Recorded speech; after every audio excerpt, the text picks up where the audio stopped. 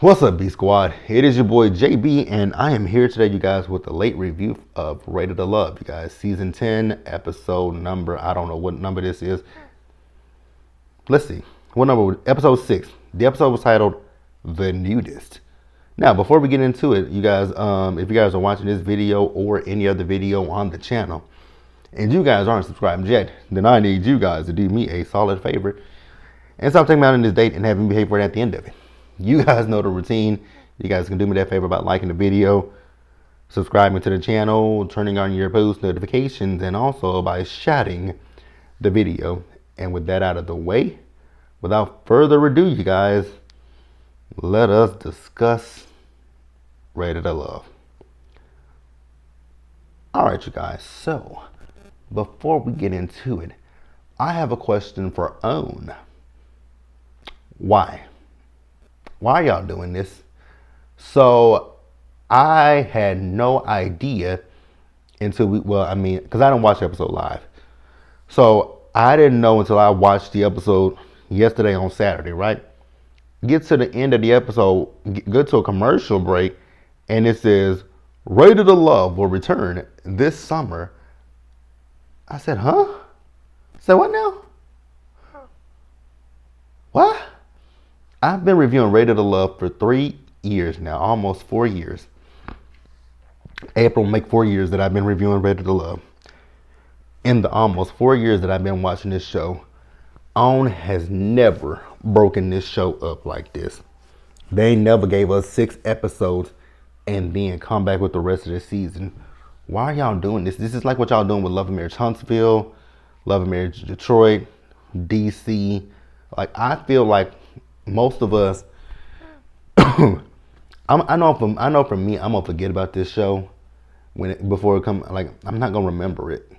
But hey, if that's what y'all want to do, I think it's stupid to split it up like this. This is so dumb, because then we're not gonna, I'm not even gonna remember the first 6 episodes of the season.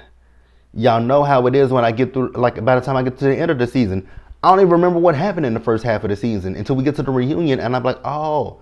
Who? And I'll be like, who is that? Who is that? Who is that? Who is that? And then I'm pretty sure y'all have already filmed the reunion, but whatever. Now, this week we see the ladies in the vault with Tommy. So the ladies are tasked with going out on a date with a guy who may potentially be their number 2, right? And, no. Backtrack. The episode opened with the cliffhanger. And that's another thing. Y'all ended with a cliffhanger in this week's episode. We opened with the cliffhanger. Ultimately, Sahara and Coley went home. They could have gave us that last week. Just like in this episode, they could have gave us who went home instead of making us wait until God knows when. Y'all say the summer, but what part of the summer? Is it going to be June, July, or August? My guess is probably going to be August. So now we're at the ladies' vault, right? Actually, scratch that too. Sahara. I don't dislike Sahara, but I just feel like Sahara's attitude, like her personality, the way she came at Cam, I mean, ma'am, everybody's not gonna like you. And I'm just, I get irritated with Sahara, because you get mad that men put you in the bottom. If they don't like you, they don't like you. There's nothing you can do about it. Now, with the first of it all, yeah, that's fucked up. But I mean, there were other men who were saying they didn't have a connection with you. You're going to be mad every time somebody, like, once it gets down to, because I feel like you're going on a retreat. I feel like you're going to make it to the retreat. So you're going to feel away once you get down to, like, the last 3 or 4 men. And let's say 2 of them say, yeah, there's nothing there with Sahara.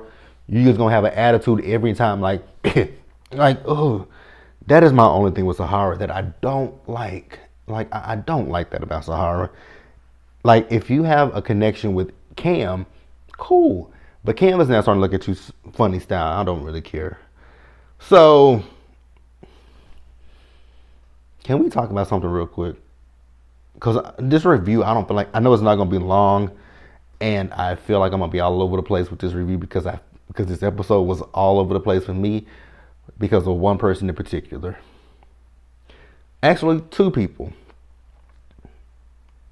Two people. The first one is Tay. I'm still confused as to why Cisco is in Tay's top. Here's the thing. I'm not knocking Cisco. I'm not saying anything bad about Cisco. But like I said last week, I don't think Cisco should be in this process when you're not financially stable in your life, right? You're looking for love. You're talking about you want to get married and all this kind of stuff. But when you get married to somebody, two becomes one. So your finances become her finances become your finances, your debt becomes her debt.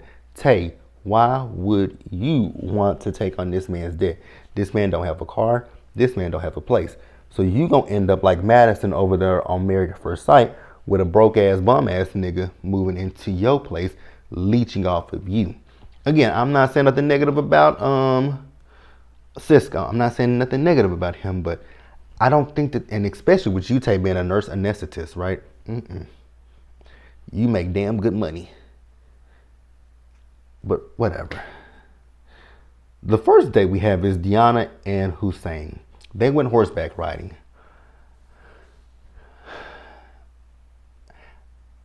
I liked Deanna in the beginning, but now I'm starting to kind of wane from Deanna because Deanna made some assumptions. What is the age old saying when it comes to an assumption? When you make an assumption, you make an ass of yourself, right? And so they sat down. They talked about what their deal breakers were. She said non-communicative. He said someone who can only see their side. I said, well, more specifically, I think Deanna is talking about us. You know, when you say someone that can only see their side, I believe Deanna is that person. So she told him that, he don't seem like he's a communicator. And I was like, where did you get that from? Did you just pull that out of the sky? And he said, when I'm in a relationship, he said, yeah, I make time. But then she says that because of her work, that she don't really text like that. I was like, so the non-communicative, are you talking about yourself? Like, I get that you fighting fires and stuff, but you ain't fighting fires all fucking day.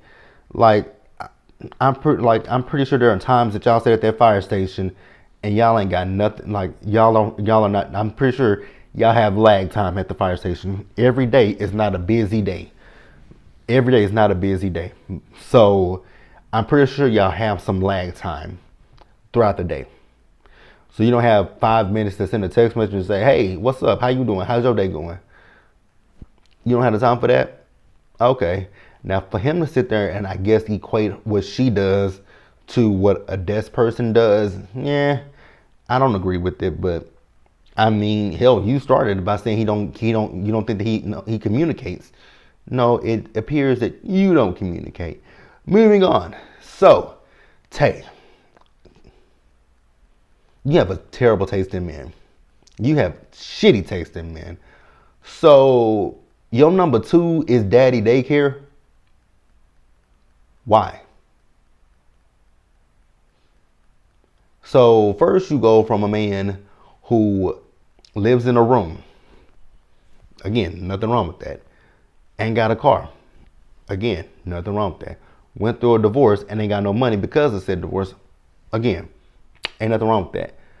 We all fall short sometime, right? But you got to be able to pick yourself up, right? I'm going to talk about that as well, about picking yourself up. But you go from that to a man that got 5 fucking kids by 3 different women. And he in his 40s.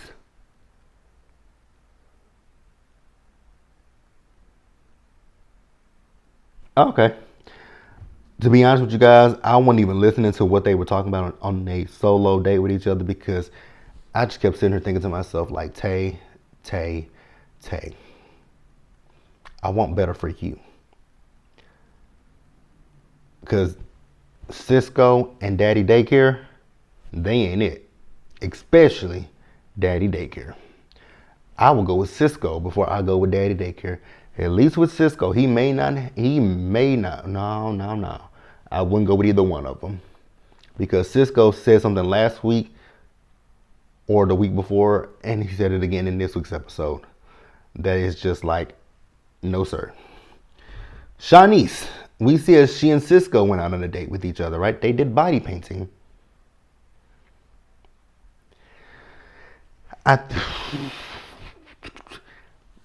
I'm here for the body painting of it all, but I think this was a little too soon. Because she is butt ass naked. Her titties out, her badge is out. I was like, wow. Okay. I mean, cool. I guess. So he talked about his last relationship. He said he doesn't really think he was in love. This ain't your ex-wife, is it? Because if this is your ex-wife, then I'm gonna ask the question, why marry her? But okay, whatever, right? So Shanice told him she's a nudist and at her home, clothing is optional. Don't care. Rose, she set up a date with Hussein. And he told her as a kid he grew up in a group home. She told him she grew up in a foster home. So then she asked him about kids, right? He does want to have more kids. She says how would he feel about adopting. He said cool, but she said, but we gonna try. We gonna practice. I was like, huh? And she said that was the first time, and she said it again to another person. Oh, we gonna practice. Oh, we gonna try. Rose, I think all the women are moving too fast. I honestly think all the ladies are moving too fast. That's my opinion. And Angie, I've been warned you about Eddie. I told you about Eddie. Y'all, I clocked. Y'all know I clocked Eddie at the at whose house was that? Was it? Oh, it was Fritz's house when they were out on that grill, and he was like, "Oh, Angie was giving wifey vibes because of what she was doing, helping him on the grill." Yeah, Angie. So I said this, and I was correct. Eddie wants a woman to cook, clean, and have kids. That ain't you. Now, she did talk about the fact that, she has a male friend, right?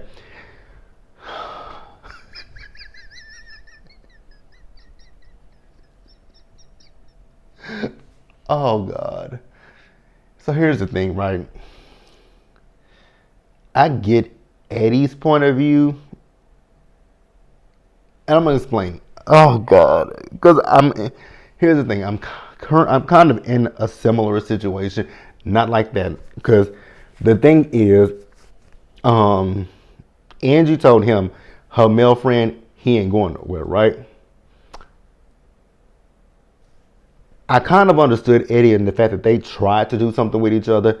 They just realized it wasn't there, right? So that would still tend to lead toward insecurities on the man's part, right? Because like I said, I'm in a situation similar to that, right? Because not to go too personal, but I know I've told you guys this before, but not to go like super duper personal into my personal business. But my best friend's husband, when she first got with him, she told him that me and our other friend, she's like, yeah, she says my real name, not JB, but she says my real name and our other friend, they ain't going nowhere. Like, those are my best friends and they've been in my life for years, so they're not going anywhere. Now, before they got married, he was cool with it, right? But literally maybe a few months, like maybe 6 months after they got married, he was not really cool with me. So, because he, in his brain somewhere, he feels that my best friend and I have done the do, that we will do the do, and he feels like there's some kind of an affair going on. And I said, huh? You think we doing something? Why? Like, we've been friends since My best friend and I have been friends since 2000 and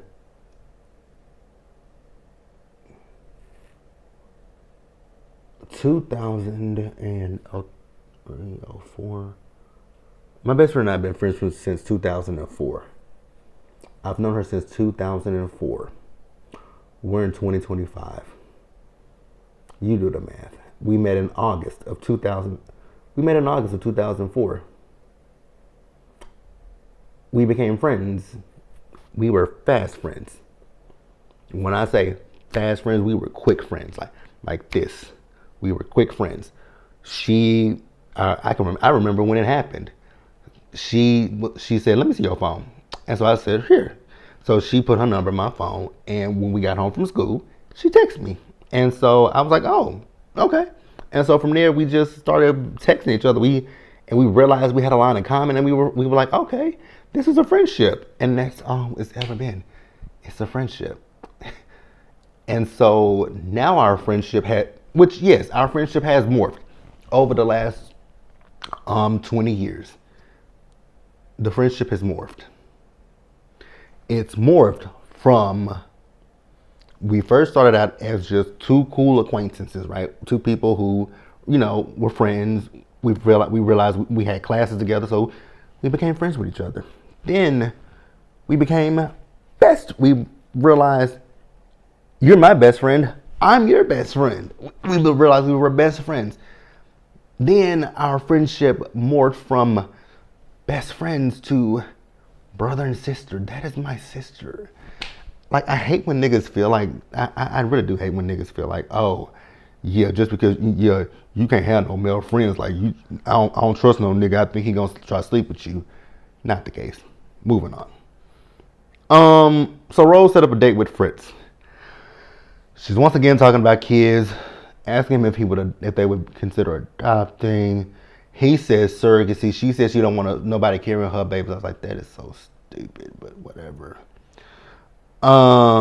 She said, but we gonna try. And girl, if you say it one more time, I'm gonna scream. Cisco and Tay. She apologized for how she was at the block party. Girl, you don't owe that man not damn bit of apology. But she said she was just wondering how the future would look. You know how the future's gonna look. Let me paint the picture for you. Let me paint the picture for you. So you're gonna get with Cisco. Okay. You're gonna be with Cisco. This man lives in, which again, let's just take out the room. Let's take out the fact he ain't got, no, let's keep the car. Let's keep the fact he ain't got a car. No, let's keep all that shit in there, right? Y'all gonna probably always be at your place. You're gonna always have to pick him up.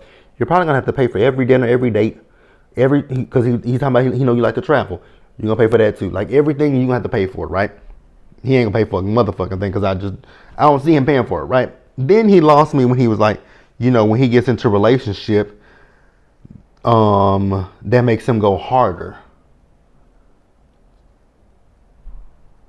Why does being in a relationship make you want to go harder? Like, inquiring minds want to know, why does that make you want to go harder? Whatever. They shared a kiss. Tay, run. Let's get to the vault. I hate Shanice's makeup. I finally made able to say it. Because when she talked about being homeless, I don't want to talk about her makeup. But in this episode, I'm going to talk about that makeup. Horrendous. Too light. It ain't for you. So she talked about her date with Cisco. Tay wasn't happy. I wouldn't be either.